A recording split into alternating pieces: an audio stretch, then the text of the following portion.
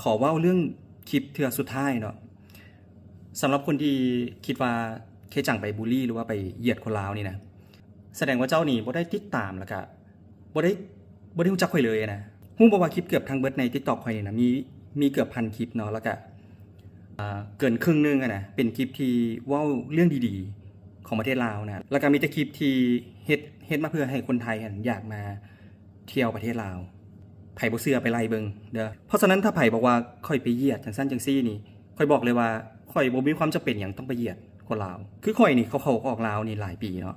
หมู่ก็มีแต่หมู่คนลาวฮู้บ่ว่าทุกมื้อนี้นี่หมู่คนลาวหลายกว่าคนไทยย้อนว่ามีอ้ายเอ้ยน้องอยู่ลาวหลายเนาะก็เลยรู้สึกว่าแบบตัวข่อยนะผูกพันกับคนลาวแล้วก็ผูกพันกับการใช้ชีวิตอยู่ลาวนะคือบางเทื่อก็ยังคิดว่าตัวเองก็เป็นคนลาวแล้วฮู้บ่ว่าที่ผ่านมาหั่นน่ะเวลามีคนไทยกับคนลาวดราม่ากันในหลายๆเรื่องน่ะข้อยนี่แหละเนี่ยไปเถียงแทนคนลาวข้อยก็ยังถูกคนไทยนํกันด่ายกตัวอย่างเนาะมีช่วงนึงที่ว่ามีดราม่าเรื่องบ่ใช้เงินไทยอยู่ลาวนะข้อยก็เฮ็ดคลิปอธิบายออกมาเนาะว่าเนี่ยคลิปนี้เนาะหรือว่ามีช่วงนึงที่ว่าคนไทยอยากว่าแอนตี้ที่จะมาเที่ยวลาวเนาะข้อยนี่แหละก็เฮ็ดคลิปที่ว่าเชิญชวนให้คนมาเที่ยวลาวในคลิปก็อธิบายเนาะว่าอยู่ลาวปลอดภัยพวกเจ้ามาเที่ยวกันโลดเนี่ยอันนี้ก็เลยอยากให้บางคนเนาะที่ว่ามาคอมเมนต์ด่าข้อยนะด้วยอารมณ์หรือว่าด้วยหยังก็อย่าก่อนอื่นนี่ให้ใจเย็นๆก่อนเนาะแล้วก็ตั้งสติให้หลายๆคันว่าบ่มักหรือว่าสร้างข่อยแฮงนี่ก็บ่เป็นหยังค่อยเข้าใจเหตุผลไปเหตุผลมันเนาะหรือว่าเจ้าบล็อกข่อยไปเลยก็ได้ส่วนคนที่ยังติดตามข่อยอยู่หรือว่าเม้นให้กำลังใจนี่ข่อยก็ขอบใจหลายๆความจริงบ่อยากออกมาเว้าดอกเรื่องซีเรียสแบบนี้เพราะว่ามันเสียบรรยากาศคือ TikTok ข่อยสร้างมาเพื่อความบันเทิงอยู่แล้วเนาะมีเรื่องดราม่าอย่างนั้นข่อยจนอยากเซาเล่นจัก 3-4 มื้อนะอยากเซาไปกินเบียร์เอากะตอบเทื่อสุดท้ายแล้วเรื่องคลิปนี่ไผที่ยังดราม่าอยู่กะเบาๆหน่อยนึงเนาะเว้ากันด้วยเหตุผลบ่ต้องหยาบคายเด้อขอบใจสวัสดีครับท่านผู้ชมสบายดีพ่อแม่พี่น้องชิวผู้ชิวคนเนาะคลิปนี้ก็มาพอกับป้าพันธุ์อีกคือเก่าเนาะพี่น้องเป็นอะไรพี่น้องคลิปที่ป้าพันธุ์เปิดให้เบิ่งกับเป็นคลิปของพี่ผู้ชายคนหนึ่งที่เพิ่นมักในรูปแบบความเป็นลาวว่าซั่นซะเราก็มักไปเที่ยวอยู่ประเทศลาวไปกินไปดื่มกับหมู่คนลาวอีหยังประมาณหมู่เพื่อนคนลาวเนาะป้าพันธุ์ก็บ่แน่ใจว่าเรามีธุรกิจอยู่ประเทศลาวนำบ่หรือว่าแนวใดเนาะแต่ว่าป้าพันธุ์นี่ก็เป็น FC ของเราเนาะพี่เชจังก็คือเราก็เป็น TikTok แล้วก็เล่น TikTok ก็มีคนเบิ่งหลายเนาะพี่น้องแล้วก็มักเสพคอนเทนต์แนวนั้นแนวนี้เกี่ยวกับประเทศลาวเฮานั่นแหละเกี่ยวกับไปกินไปเที่ยวเวลาเกิดกระแสดราม่าอีหยังขึ้นมาก็เรานี่แหละออกมาปกป้องคนลาวเฮาออกมาปกป้องประเทศลาวเฮาอีหยังประมาณนี้เราก็จะคอยเป็นคนกลางบางทีเราก็ถือพี่น้องคนไทยราสำเร็จเวลามีประเด็นดราม่าเกี่ยวกับคนลาวคนไทยทะเลาะกันอยู่ในโลกออนไลน์อีหยังประมาณนี้บางทีเราก็เป็นคนออกมา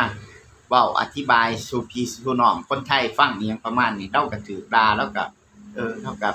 เห็นใจแล้วนำเนาะพี่น้องคนลาวเฮาผู้ที่มักดราม่าก็ได้เหตุดราม่าก็เกิดจากที่เราออกมาลุกขึ้นมาแต่งโตเนาะว่าเนื่องจากมีคนถามอยากรู้ว่า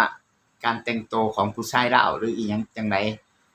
ประมาณนี้แหละแล้วก็ลุกขึ้นมาแต่งโตในแบบผู้ชายลาวเนาะพี่น้องผู้ชายลาวหรือว่าหนุ่มลาวอีหยังประมาณนี้เฮาควรจะดีใจซะเลยซ้ำเนาะเพราะว่าหยังคือว่าดีใจเพราะพันว่าคนลาวเฮานี่แต่งตัวมีเอกลักษณ์บ่ว่าจะเป็นผู้ชายหรือว่าผู้หญิงเนาะคือเขาเจ้าจะแต่งตัวมีเอกลักษณ์ได้ว่าพันว่าจะแต่งตัวบ่ค่อยคือไผจะดูเซ่ยๆในจักหน่อยก็สร้างมันว่าแต่มันดูแบบเป็นตัวของตัวเองนะบ่พันว่าคือการแต่งตัวของผู้ชายลาวนี่ก็มักจะใส่เสื้อสุภาพหรือว่าเสื้อเชิ้ตอีหยังประมาณนี้แล้วก็เอาเข้าในกางเกงนั่นคือปัญหาของมันเอาเข้าในกางเกงเนาะบางคนก็พุงใหญ่พุงหยังมันก็ดูบ่ค่อยดีคือว่าพันนี่แต่งแนวนั้นก็ดูบ่ดีเนาะพี่น้องก็คือผู้ใดเขาหุ่นดีแต่งแล้วมันก็จะดูดีอย่างประมาณนั้นปัญหามันก็อยู่ตรงที่ว่าบางคนมีสร้อยมีแหวนนั่นแหละมีสร้อยมีแหวนเขาเจ้าก็ใส่ไปออกงานออกการอีหยังประมาณนั้นคือออกงานสังคมอีหยังประมาณนี้ให้มันดูคือหน้าคือตาว่าซั่นซะคือคนเฮาทำงานทำการหาเงินหาทองมาก็เพื่อหยังก็เพื่อสิ่งนี้แหละพี่น้องเฮาบ่ต้องไปเว้ากันตัวนั้นหั่นบัดนี้อีกปัญหาหนึ่งก็คือ เอาเสือเขาในกางเกงผู้ใดมีรถใหญ่เนาะมีรถใหญ่ก็มีทั้งรถใหญ่รถมอไซค์อหยังประมาณนี้ก็กุญแจมันก็จะมีหลายพ่วงบางคนก็เอามาพ่วงใส่กันได้หลายหลอกอหยังประมาณนั้นบางทีถามว่าเบิ่งน่ะมันดูดีบ่มันก็บ่ดูดีดอกพี่น้องมันก็บางทีมันก็ดูอาจจะเสียบุคลิกเฮาซะด้วยซ้ำตรงนี้หั่นก็คือถ้าผู้ใดเบิ่งแล้วคันเฮาเบิ่งน่ะคือมันเป็นคนขี้อวดขี้เก๊กอีหยังคันเขาย่านคนอื่นมองแนวนั้นเฮาก็หาหม้องไว้ว่าซั่นซะหาหม้องไว้ใหม่หาหม้องไว้ใหม่พวกกุญแจเฮาบ่สมควรจะเอามาห้อยก็บ่ห้อยถือว่าไผอยากห้อยก็ห้อยเนาะมันบ่เป็นมันก็เป็นสิทธิ์ของแต่ละคนว่าซั่นซะเอาแต่ความสะดวกสบายของผู้ใดก็แล้วกันบัดนี้การแต่งตัวนี่มันก็เป็นเอกลักษณ์ของคนลาวเฮาเนาะคนลาวนี่ก็มักใส่เสื้อเชิ้ตตัวเดียวแล้วเขาในกางเกงคือว่าพันวานเนี่ยแล้วก็บ่มักหาเสื้อคลุมมาใส่เสื้อสูทเสื้อเชิ้ตอีหยังประมาณนี้ที่เอามาทับอีกทั้งนอกเสื้อคลุมอีหยังประมาณพวกสูทพวกอีหยังประมาณนี้คนลาวเขาก็บ่มักใส่เนาะก็จะมักใส่แค่นั้นมันก็ได้เห็นพวงกุญแจอีหยังประมาณนั้นแหละมันก็เลยกลายเป็นเอกลักษณ์สำหรับเฮาก็จะเห็นได้บ่อยๆบ่ว่าจะเป็นงานแต่งงานรองงานอีหยังก็แล้วแต่งานกินเลี้ยงเจ้าหน้าที่พนักงานอีหยังเขาเจ้าเฮาก็จะเห็นอยู่เรื่อยๆสไตล์แนวนั้นว่าพันว่ามันเป็นสิ่งที่ดีเด้มันก็เป็นสิ่งที่คือว่ามันเป็นเอกลักษณ์ของคนลาวเฮาว่าซั่นซะมันเป็นเอกลักษณ์ของผู้หญิงลาวผู้ชายลาวเฮาเนาะพี่น้องถึงมันจะดูชาติอื่นเขาอาจจะมองว่ามันดูเฉยๆหรือว่าดูแบบบ่ทันสมัยแต่มันก็เป็นเอกลักษณ์ค่านิยมในแบบ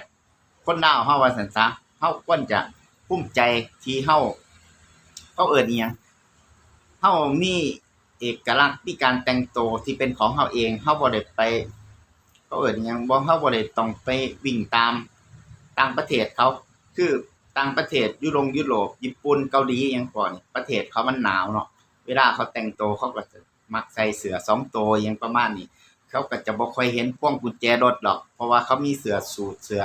อีหยังทับอีกเทื่อนึงหั่นแหละมันก็เลยบ่เห็นเฮากับจะเห็นเอกลักษณ์แต่ละประเทศมันก็จะบ่ค่อยคือกันอยู่แล้ววิธีการแต่งตัวประเทศร้อนประเทศหนาวเฮาก็ว่าไปเนาะพี่น้องกันนี่แหละพี่น้องก็บ่ต้องไป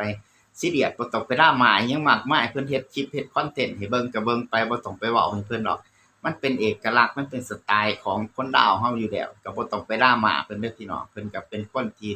มักไปเล่นไปกินไปเที่ยวประเทศลาวเฮาเพิ่นก็มักในความเป็นลาวเฮาบ่ต้องไปเว้าให้เพิ่นเด้อพี่น้องบ่ต้องไปดราม่ากับเพิ่นหรอกเพิ่นเฮ็ดบางทีบางสิ่งบางอย่างเพิ่นก็โปรโมตการท่องเที่ยวเพิ่นก็โปรโมตในรูปแบบความเป็นลาวของเฮาก็เบิ่งในมุมที่มันดีคิดในแง่ดีเข้าไว้สำหรับคลิปนี้ก็ฝากไว้ซ้ำนี้เนาะพี่น้องขอบคุณสู่ผู้สู่คนที่มาติดตามแล้วก็รับชมคลิปประพันธ์